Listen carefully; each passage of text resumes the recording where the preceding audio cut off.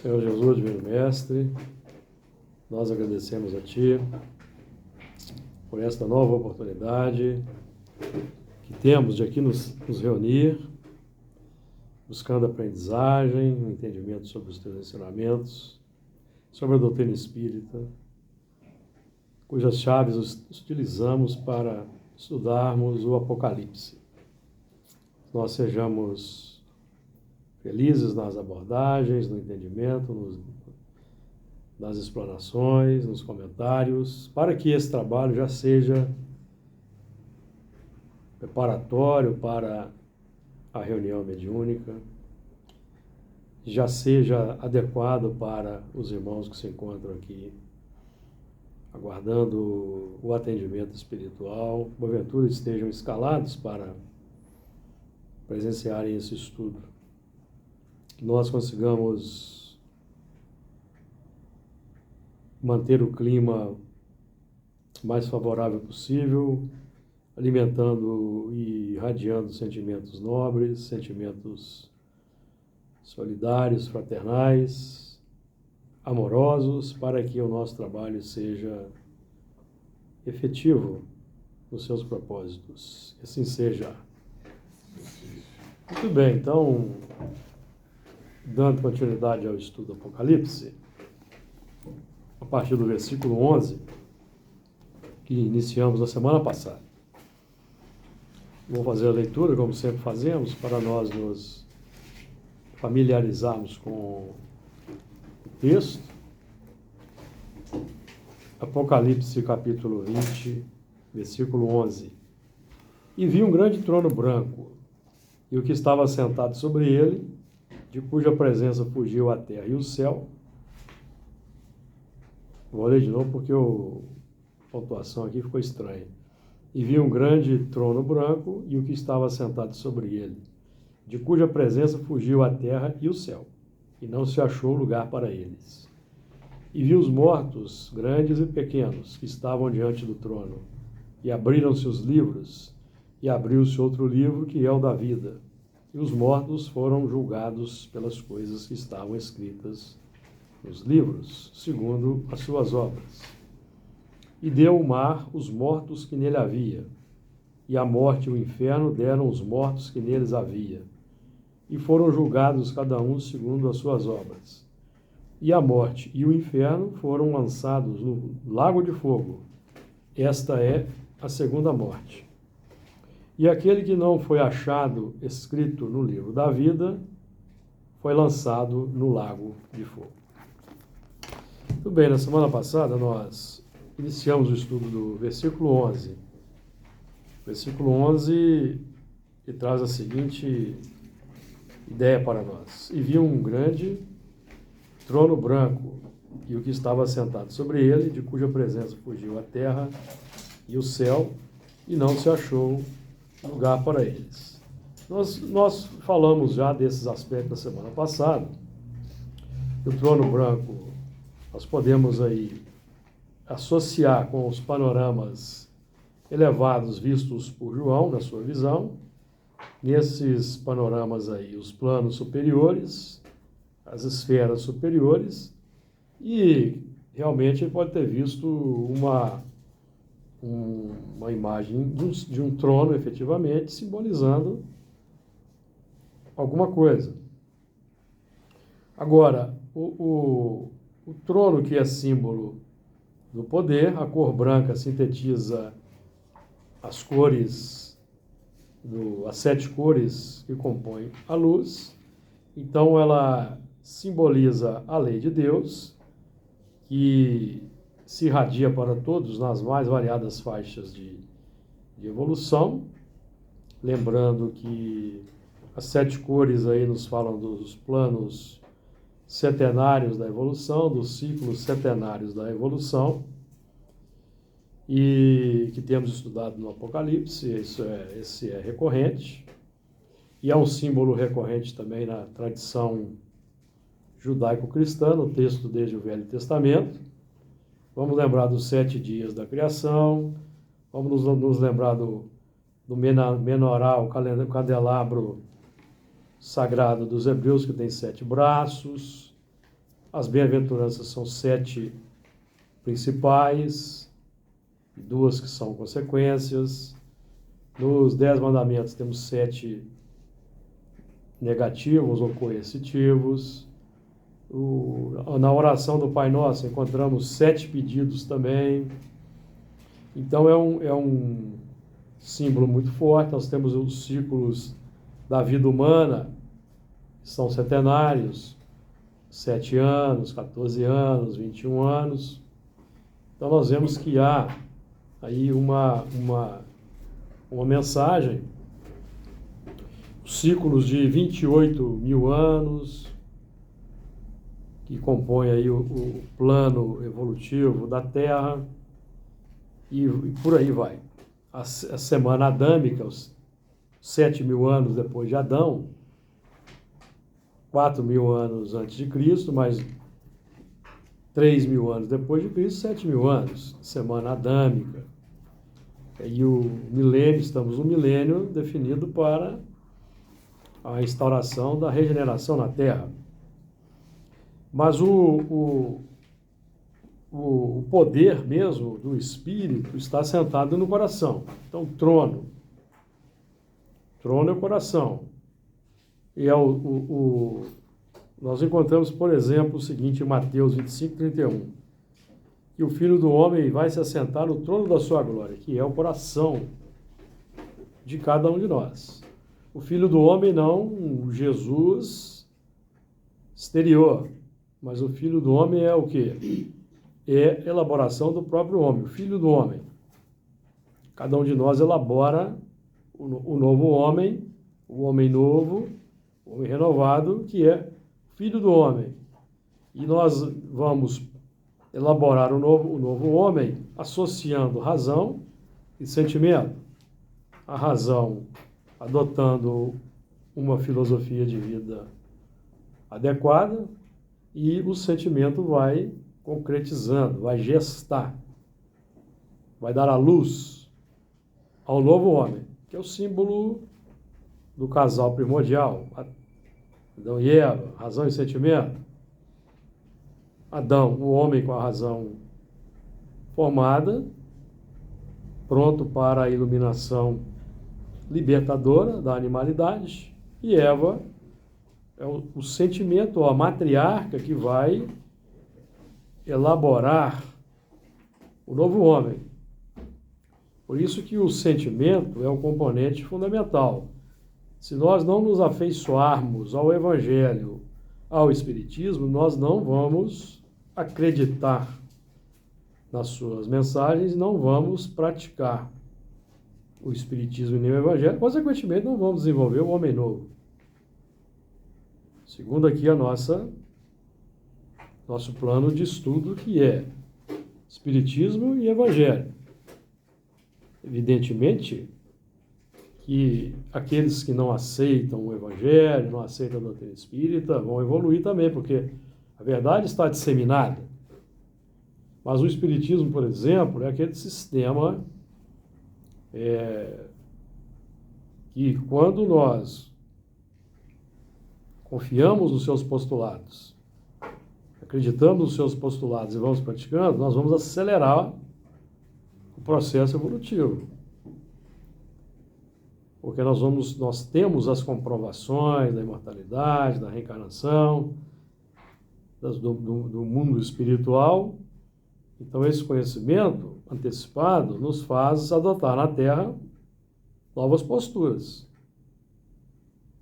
Ou pelo menos nos esforçarmos por adotar novas posturas.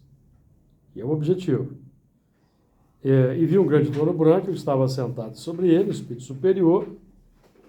Espírito Superior, no caso da visão de João. E no nosso caso, o que está assentado no nosso coração e que vai ter poder de vida e de morte,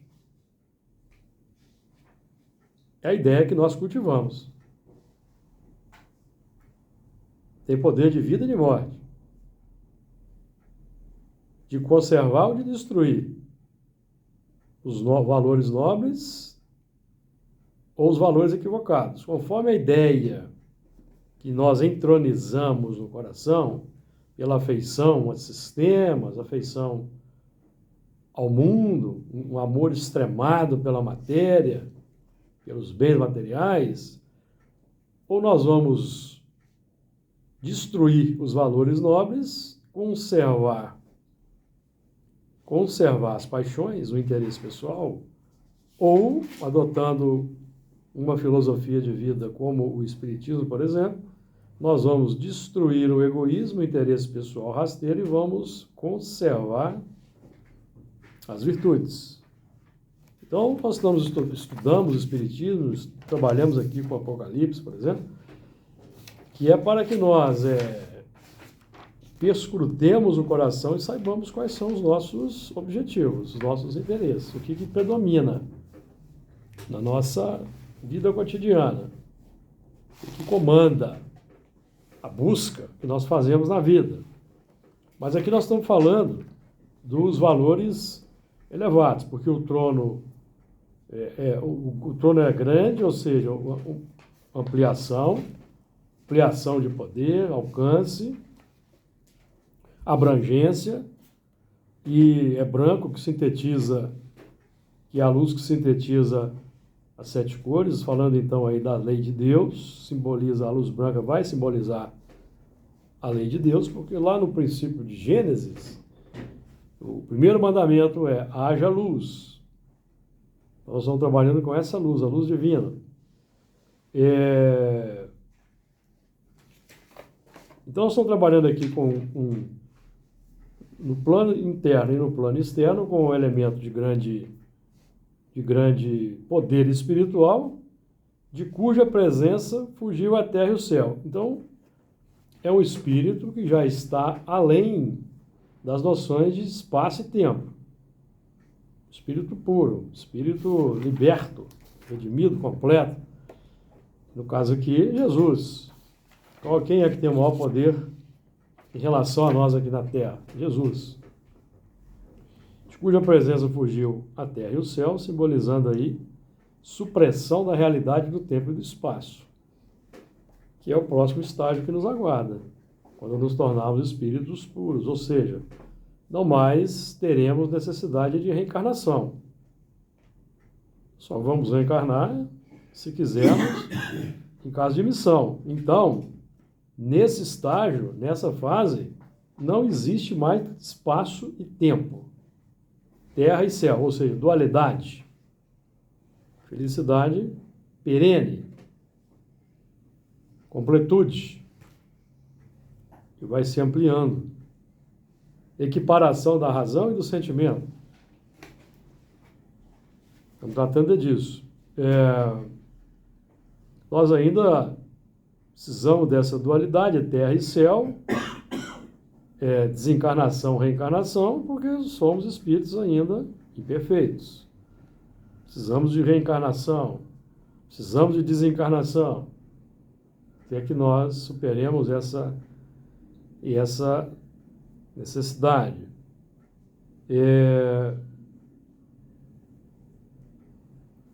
Então, tempo e espaço são fatores ligados ao plano relativo da evolução.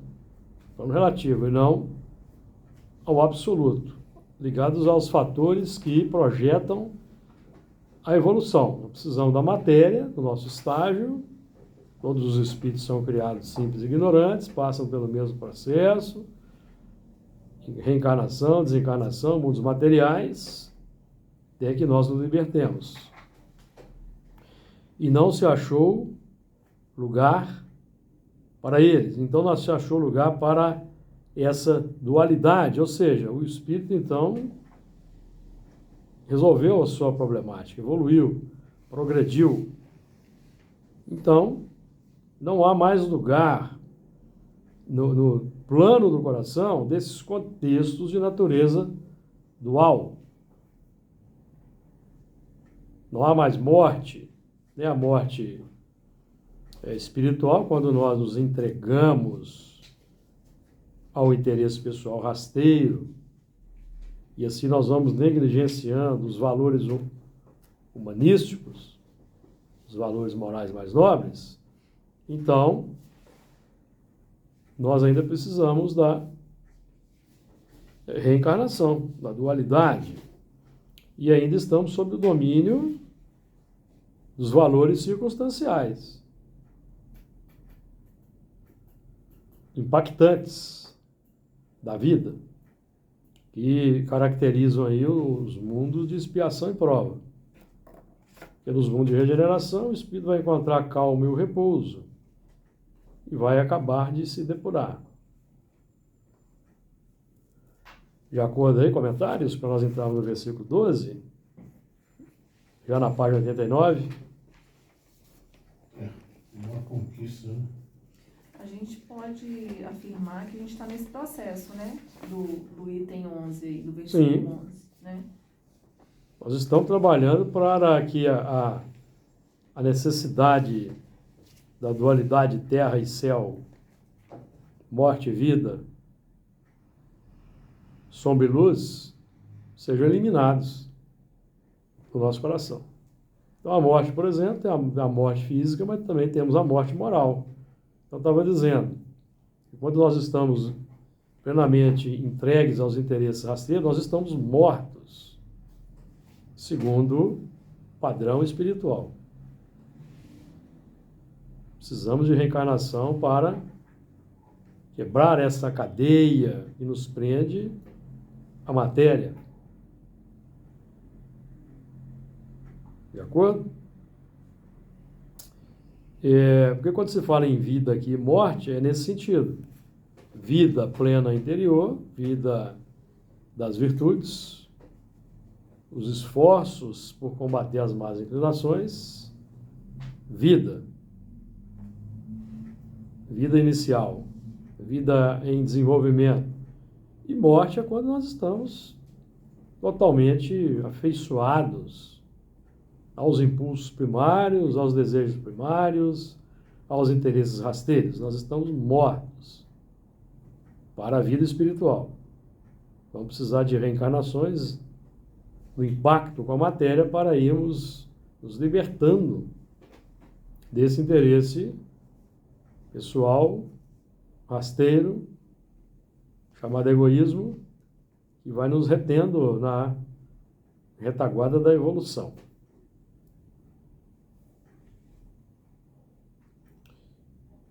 E viu os mortos, grandes e pequenos, que estavam diante do trono, e abriram-se os livros, e abriu-se outro livro, que é o da vida. E os mortos foram julgados pelas coisas que estavam escritas nos livros, segundo as suas obras. E viu os mortos, já falamos aqui dos mortos. Nesse caso aqui, podemos trabalhar com a ideia dos espíritos, do mundo espiritual, grandes e pequenos, ou seja, falando em termos de evolução, de pequena estatura evolutiva, os mais novos da evolução, e os grandes, os que já têm aí uma longa esteira de reencarnações, até em outros mundos grandes. Podemos também trabalhar com a ideia dos que foram grandes na Terra, os pequenos, mas aí não se aplica tanto, porque todos, de um modo, todos experimentam poder e situação de pequenez social ao longo dos milênios.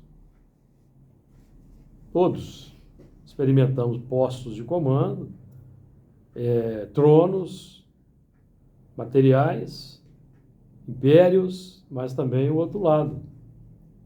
Escravidão,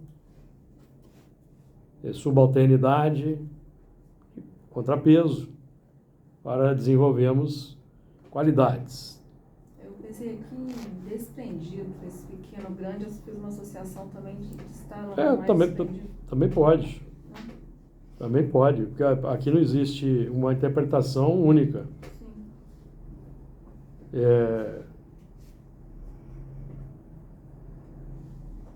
Então viu os mortos, grandes e pequenos, estavam diante do trono, Ou seja, esses aqui já estão em capacidade de recepção de radiação do trono, porque estão diante do trono. Desse trono aqui. Então, nós estamos falando aí de espírito que já tem aí um certo desenvolvimento. E abriu-se outro livro, que é o da vida. Nós podemos entender aqui como sendo o livro, vamos colocar assim, por exemplo, o livro com os parâmetros a serem alcançados por todos no estágio de prova de expiação, para que se faça um cotejo. E nós estamos trabalhando aqui com a ideia subjacente de uma seleção de espíritos visando a regeneração. De acordo? Então, nós podemos trabalhar com essa ideia. Podemos trabalhar também com a ideia do outro livro, que é o da vida. Por exemplo, o livro da vida por excelência, os 10 Mandamentos, é um livro. O Evangelho é outro. Sintetizando, já falamos aqui na semana passada. Ou no estudo de Gênesis, por exemplo, falamos disso. Podemos sintetizar 10 mandamentos, 7 bem-aventuranças, 7 mandamentos coercitivos, 7 enunciados libertadores de Jesus. Porque nós vamos combater as más tendências desenvolvendo virtudes. Utilizando a força que desenvolveu as más tendências. Qual é a força? O instinto, o automatismo do hábito, da rotina. Então, para eu desativar a má tendência, que foi alicerçada, foi alimentada por maus hábitos, por vícios, eu preciso mudar esses hábitos. Então, a força vai ser a mesma. A força que eu empreguei para desenvolver maus hábitos, qual foi? O desejo, a vontade, o interesse. Eu vou aplicar tudo isso que eu já sei o que é, que eu já conheço, desenvolvi ao longo do tempo, me exercitei na vontade, expandi o desejo e o interesse para aplicar agora o desenvolvimento das bem-aventuranças, das virtudes, novos hábitos. Então, no mundo espiritual, aí, podemos trabalhar com a ideia do mundo espiritual. Estamos desencarnados no mundo espiritual, e no mundo espiritual, à medida que vamos trabalhando, os livros vão se abrindo, o livro da memória. Vai se abrindo. Porque no mundo espiritual, o intervalo das existências, que pode durar desde algumas horas até milhares de séculos, segundo os espíritos, o espírito, então, pesquisa o passado e sonda o futuro. Então, o livro se abre. O livro da vida.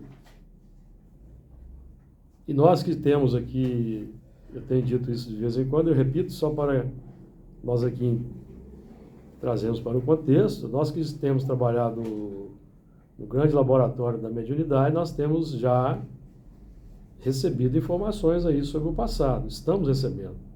Então, os livros estão se abrindo para nós durante a vida terrestre. Que é algo extraordinário. Representa da parte da espiritualidade para conosco uma confiança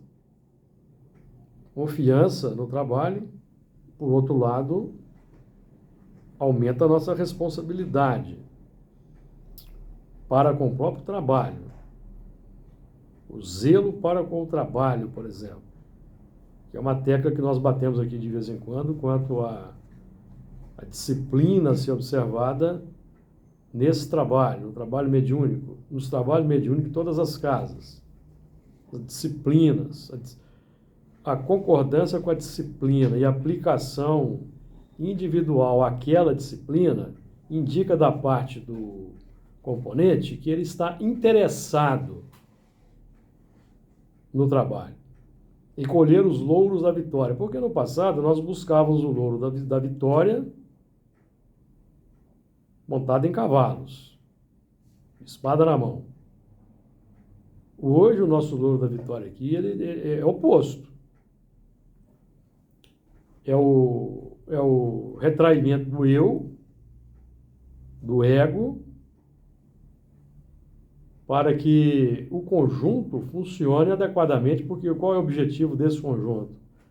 É o atendimento aos irmãos sofredores desencarnados, esses pequenos e grandes aqui, que já estão no mundo espiritual. Tem uma oportunidade de aliviar o coração no diálogo fraterno através dos médiuns. Então, todos nós temos uma responsabilidade muito alta e temos recebido investimento na nossa responsabilidade na proporção em que temos tido essas revelações. Então, nós precisamos continuar dignos.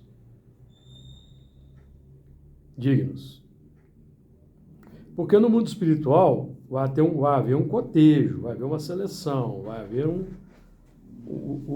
avaliação do aproveitamento. Lógico que todos nós teremos problemas. Todos nós chegaremos com uma cota maior ou menor de arrependimentos. Faz parte. Até para que nós tenhamos humildade. Não somos ainda espíritos perfeitos. Trazemos inumeráveis mazelas morais do passado. Estamos saneando essas mazelas morais no trabalho ativo do bem. Então, é um depósito de confiança que a espiritualidade faz para conosco.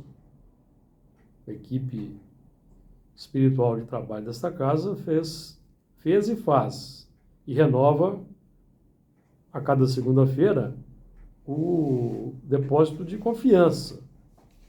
Então, nós devemos honrar esse depósito de confiança, respeitar esse depósito de confiança, estarmos compenetrados da gravidade, da importância que representa esse depósito de confiança. E viu os mortos, grandes e pequenos, que estavam diante do trono, e abriram-se os livros. E abriu-se outro livro, que é o da vida. E os mortos? Aí nós podemos estender os tímidos, como na questão 932 do Livro dos Espíritos, que nós, de um modo geral, todos nós já conhecemos de cor. Porque a miúde os maus predominam? Por causa da timidez dos bons. Quando esses o quiserem, predominarão. Mas não é aquela ação arrogante de sair. Não, é os bons serem bons de fato. Sermos bons de fato, contrariando aquele que se encontra na situação de timidez, contrariando pelo exemplo positivo, pela firmeza de caráter, pela retidão de caráter, por não compactuarmos com determinadas questões. Tudo isso representa coragem e ausência de timidez, determinação, na prática a que nos propomos, que é a vivência da doutrina espírita. E os mortos, então, já falamos aí, foram julgados pelas coisas que estavam escritas nos livros segundo as suas obras. Então, o que está escrito no livro é o que está concretizado. Então, a avaliação que é feita, por exemplo, quando nós desencarnamos, a avaliação que é feita do nosso estado é pelas obras e não pelas intenções. A intenção conta. Mas o cotejo aferidor, pelas obras. Então, se nós temos muitas boas intenções, mas nós não concretizamos, aí tem um problema. Tem um problema aí. Então, Deus olha a intenção, concordo, nós concordamos, isso é na avaliação das ações, tá? As ações. Então, um assassinato, alguém cometeu um assassinato, Deus vai olhar a intenção. E o estágio de evolução moral. Porque tem espíritos que estão naquele grau de nulidade moral. Por exemplo, alguém que está em estágio de nulidade moral, ele pode não suportar ver os filhos passar fome e vai matar para sobreviver. Ele vai ser alcançado pela lei humana? Vai. Mas em termos espirituais, a apreciação dele é diferente de quem tem alto grau de civilização, de conhecimento intelectual, extremamente bem colocado no plano da existência. Comete barbaridades, há uma diferença grande. Conhece as leis. Avaliando a evolução espiritual dele, vê-se que ele não está em estágio de nulidade moral, porque ele já conheceu as leis, os 10 mandamentos. Então é diferente. Análise. Porque essa análise existe até porque está ocorrendo um movimento de degredo, de transmigração. Então os espíritos, aqueles que têm o poder, analisam.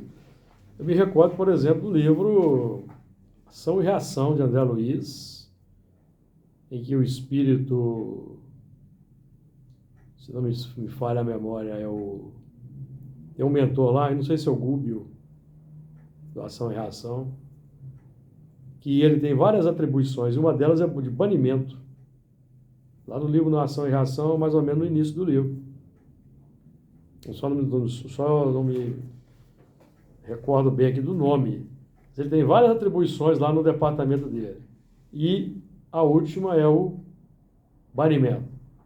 Então ele tem a condição de analisar se aquele espírito pode ainda permanecer na Terra. Porque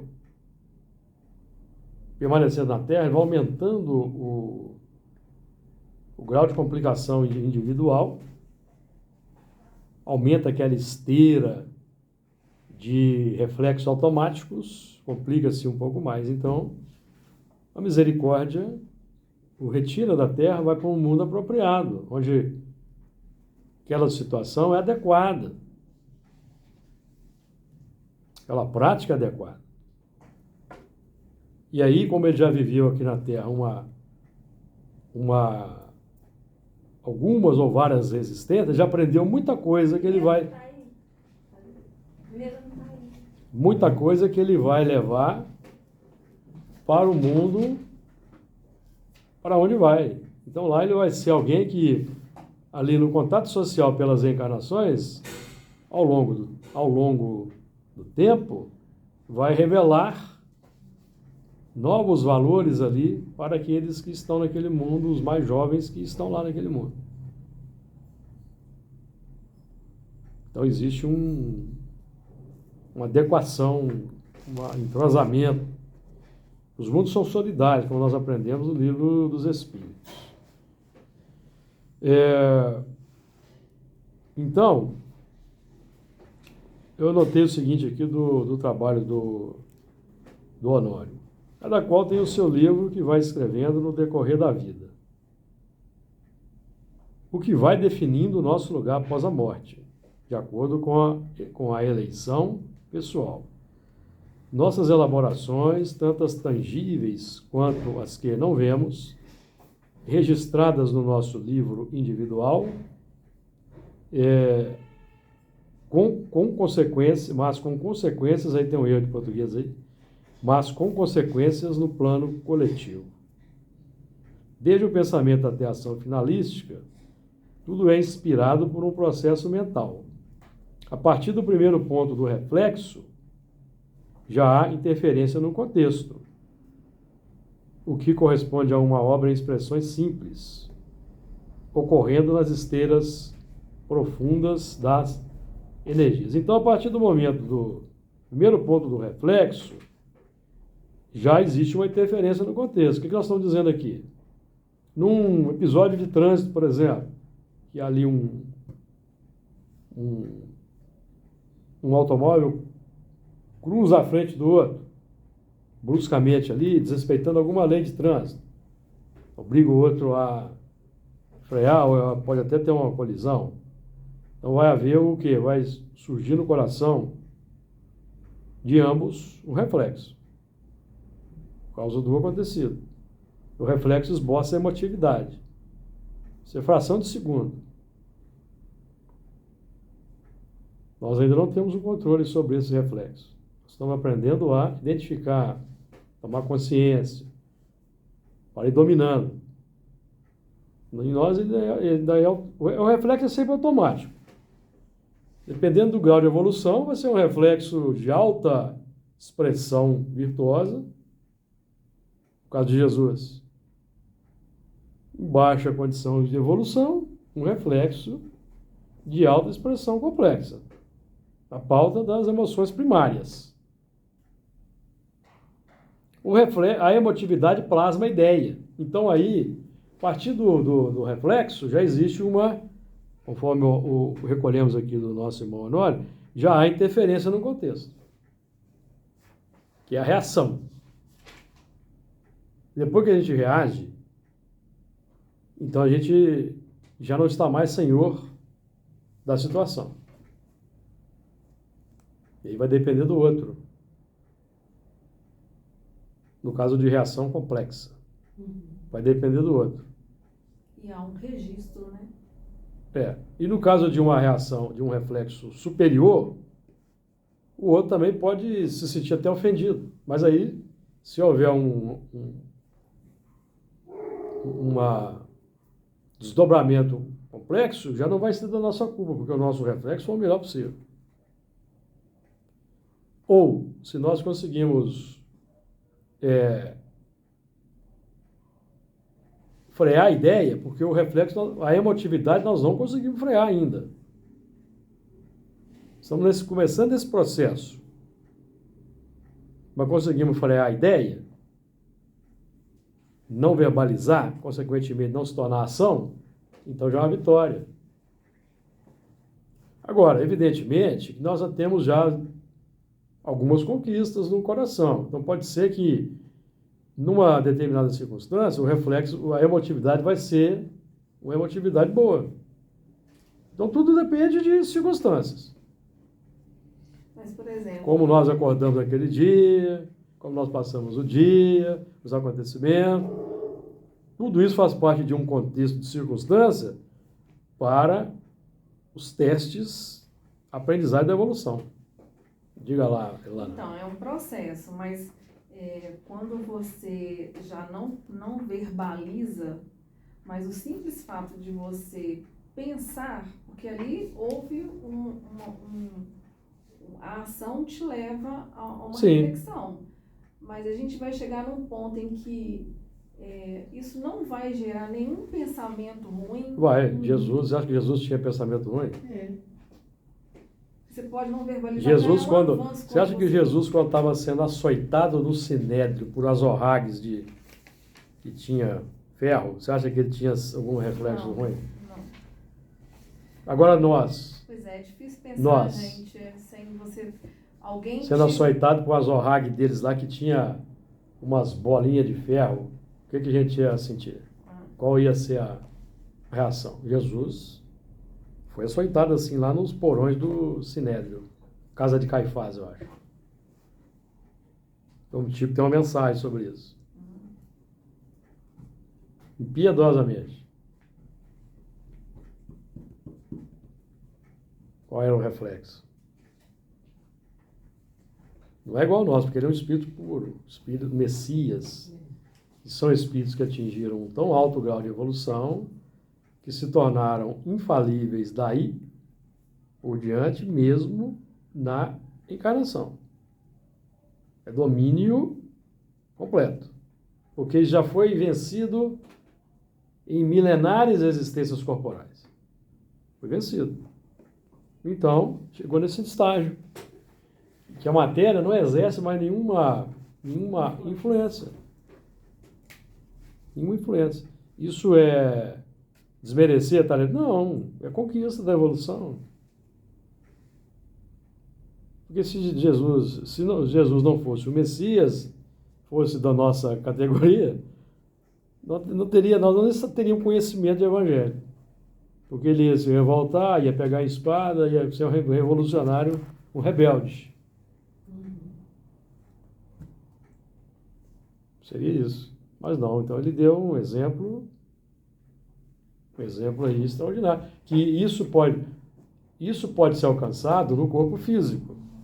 Lógico que nós não vamos conseguir agora, mas nós já temos aí companheiros aí, determinados indianos que deitam em cama de prego. Então já existe aí um domínio, um controle. Um exemplo, Joana de Cusa. Acho que é um exemplo também, né? É um exemplo de entrega.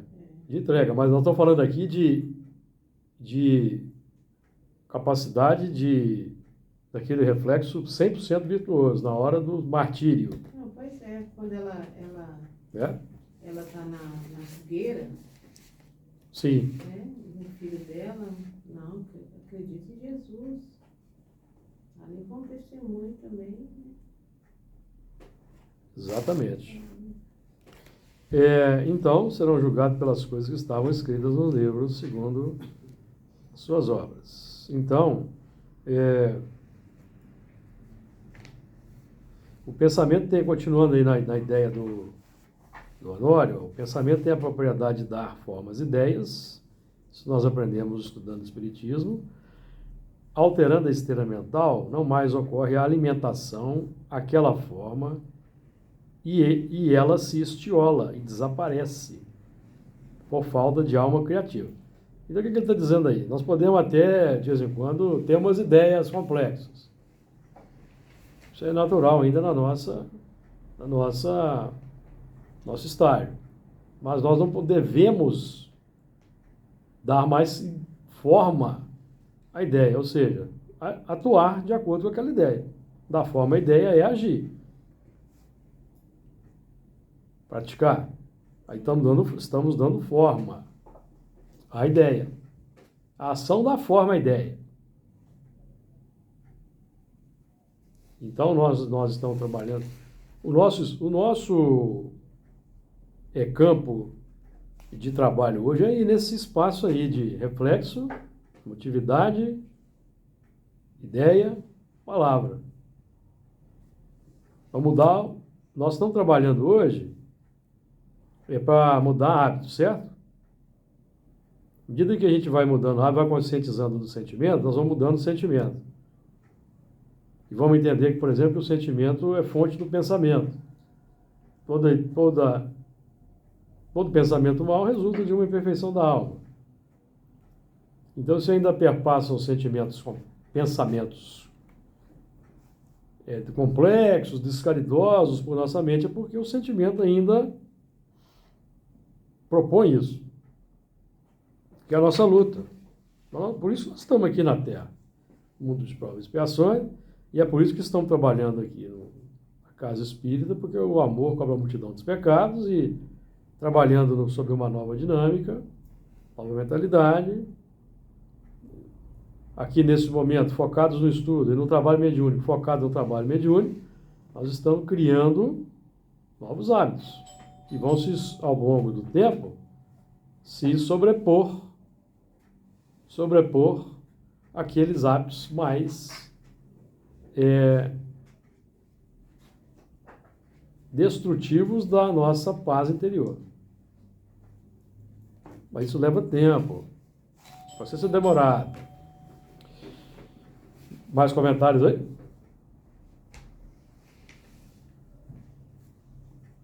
Então, voltando para a questão do livro, o nosso livro pode ser lido pelas formas de pensamento e a sua qualidade, a sua natureza positiva e negativa, ou negativa analisada pelos espíritos e mesmo por médiuns clarividentes.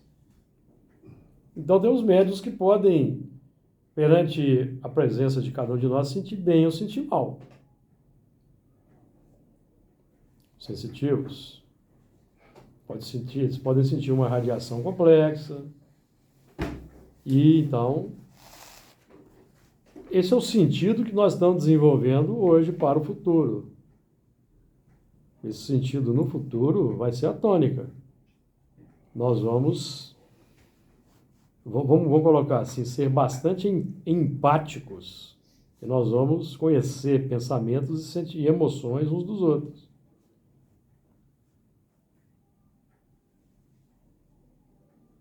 Da mesma forma que a gente ouve as palavras, nós vamos ouvir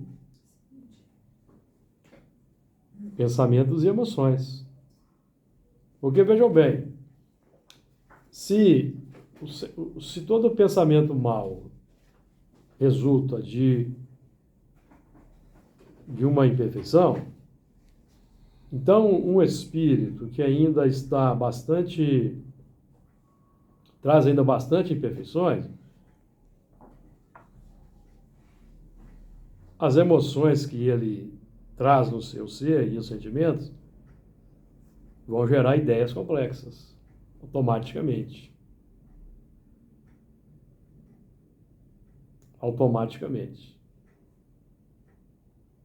Então isso vai atrair outros que pensam e sentem da mesma forma. À medida que nós vamos saneando o mundo interior, vamos operando aí no campo do bem, do amor, da sociedade, mudando hábitos, né? Sendo melhores para com o próximo, os sentimentos vão melhorando, os pensamentos que vão brotando também serão melhores, consequentemente nós vamos ter uma psicosfera melhor e um mundo interior também mais equilibrado e mais feliz. Mesmo em meio a problemas, dificuldades aí da vida material. Porque essa é uma conquista interna. O que vai favorecer, inclusive, no enfrentamento dos problemas e, inclusive, a intensidade desses problemas estará bem diminuída em função dessa nossa nova condição. Porque vamos dar menos valor, por exemplo, aos aspectos mais materiais. Nós vamos dando mais valor ao que é importante, que são o quê?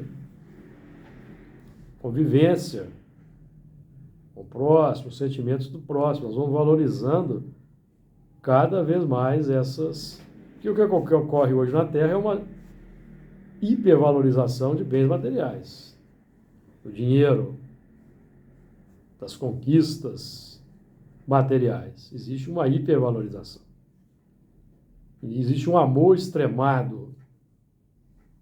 E é por isso que existe tanto ódio ao próximo, tanto desamor nas relações interpessoais.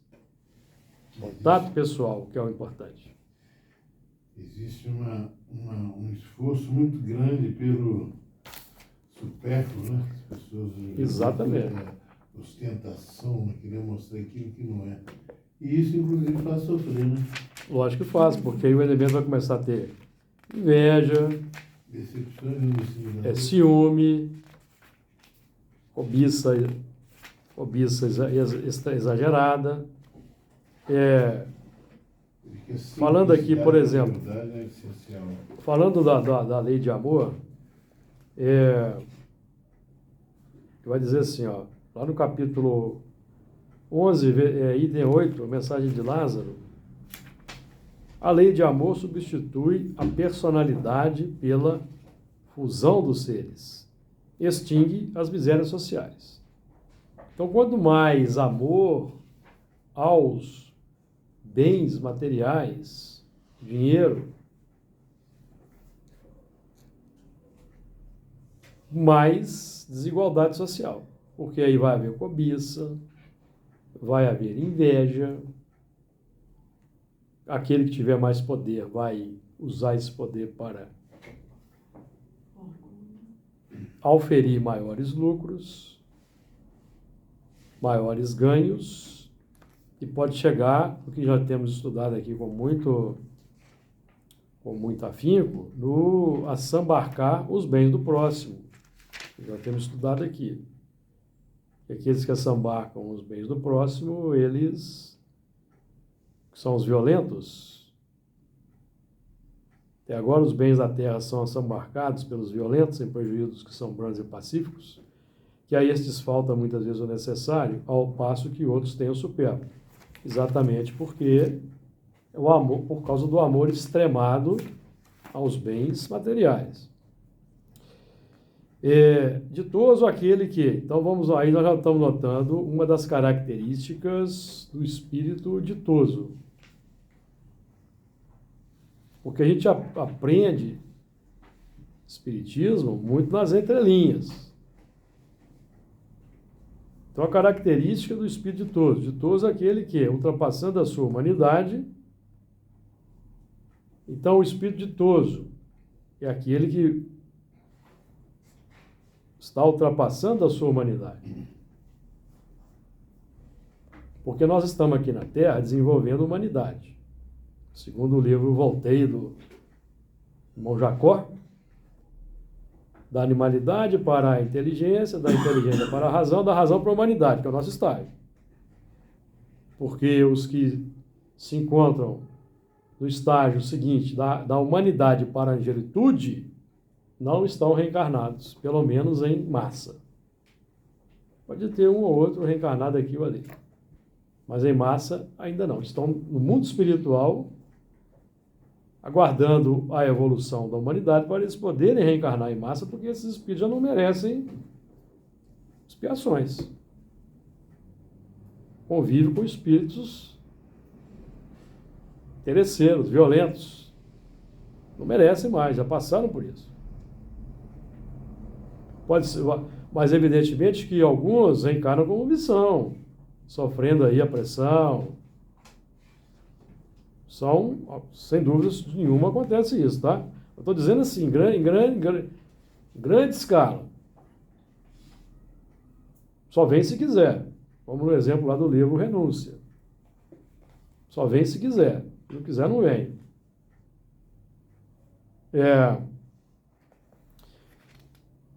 De todos aquele que ama, de todos aquele que, ultrapassando a sua humanidade, ama com amplo amor os seus irmãos em sofrimento. De todos aquele que ama, pois não conhece a miséria da alma nem do corpo.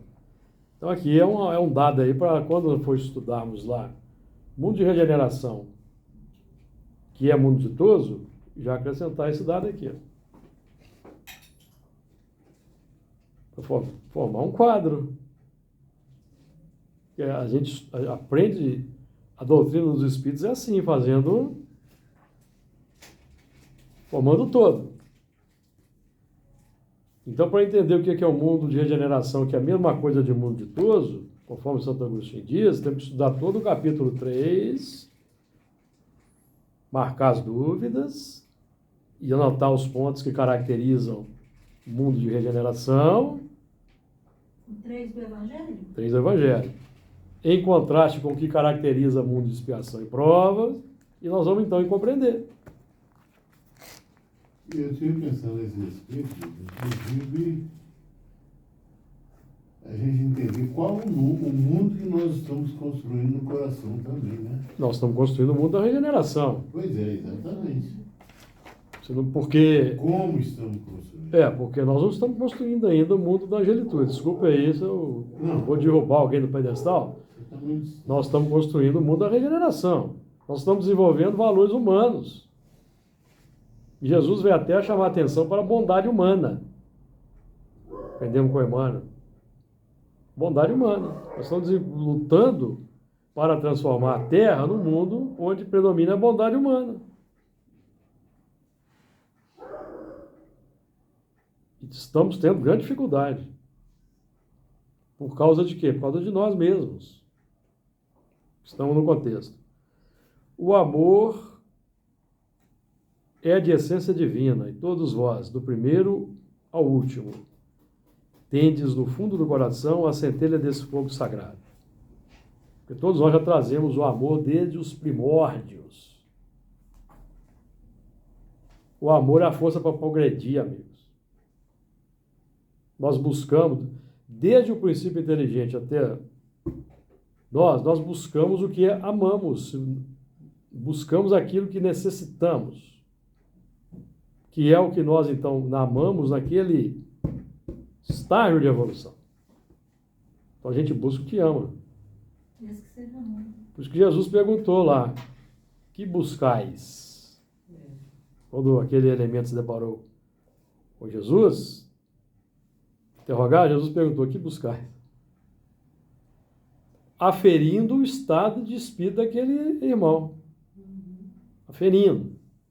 Nem tanto por ele mesmo, que ele já lia esse livro aqui, ó, nós estamos estudando aqui. Mas é para ver se aquele elemento já tinha se autodescoberto.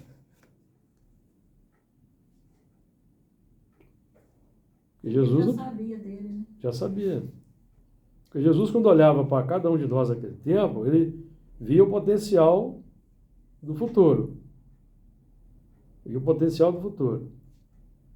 Porque aquelas ações, tudo aquilo que era feito, era parte da evolução de nós naquele tempo. De nós naquele tempo. Que depois de um período mais ou menos doloroso, seria superado. E é lei. Então Jesus já via lá no futuro. Esse elemento aqui, lá no futuro, vai ser um bom médium de incorporação lá naquela reunião, lá do Camilo Chaves, lá no futuro. Eu já estava vendo. Quando chegar os tempos da mediunidade, esse aqui vai ser um bom médium lá. Perceberam? É assim.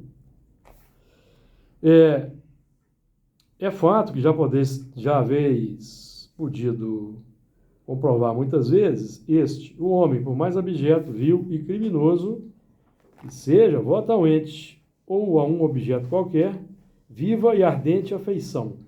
A prova a um ente ou um objeto qualquer, tá? Porque o amor é o mesmo. Ele só está mal direcionado.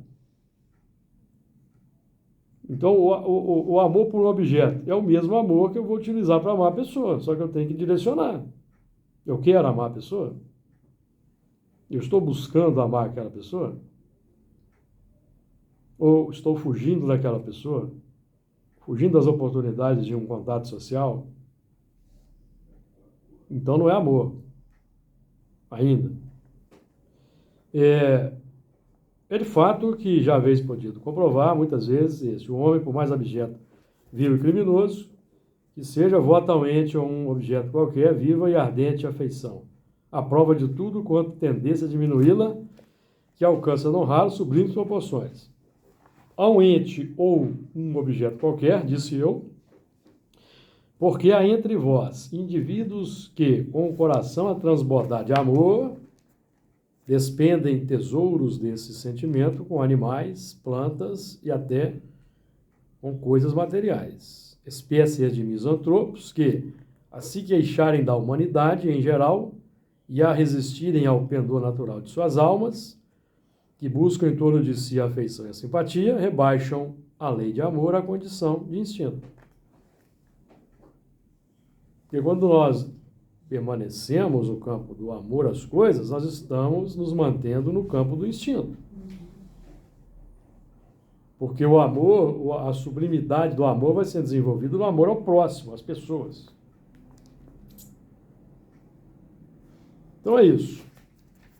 Na semana que vem nós vamos continuar do versículo 13, porque o versículo 12 eu penso que nós já trabalhamos aí suficientemente. Então que Jesus nos abençoe.